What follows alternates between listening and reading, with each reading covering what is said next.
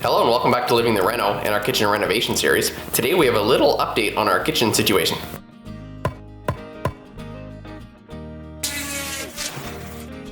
If you have not seen the Kitchen Renovation Series up to this point, you can check out the full playlist. We'll put a card up here or there'll be a link in the description below. Owning a home is not without its challenges, and while we were in the middle of tackling this kitchen renovation, our house had some plans of its own.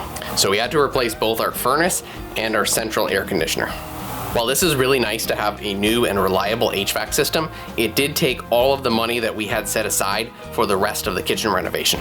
Have any of you ever experienced an unexpected home repair, especially while you're trying to do a renovation in another part of your house? Drop us a comment below. We would love to hear all of your stories.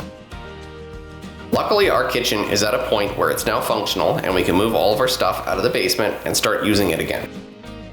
At this point, let's go have a look at what's left to do. So we have the island countertop to do. Now luckily we saved this old piece of laminate so we can use it in the meanwhile. As you can see, it's a little too short, but it's working fine for now.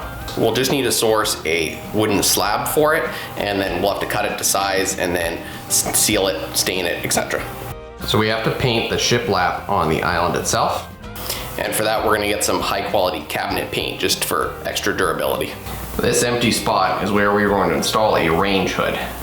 There's never been a range hood in this house, so we're gonna have to drill a hole through the ceiling and run a vent straight through there, and then it's gonna have to go all the way out the roof. And then of course after that we have the range hood itself, and then we're gonna do a custom wooden surround around it as well. We also have the backsplash tile to go up still. Currently the plan is we're just gonna use like a simple white subway tile backsplash, and then we're gonna do a bit of a darker grout just to add a little bit of contrast. And we also have the upper trim that's going above the cabinets on these three sets. That's gonna kind of tie it in all the way up to the ceiling. Also at some point we're gonna have to paint all the walls, we're gonna have to patch some holes, and we got a few little sections of baseboard to install as well.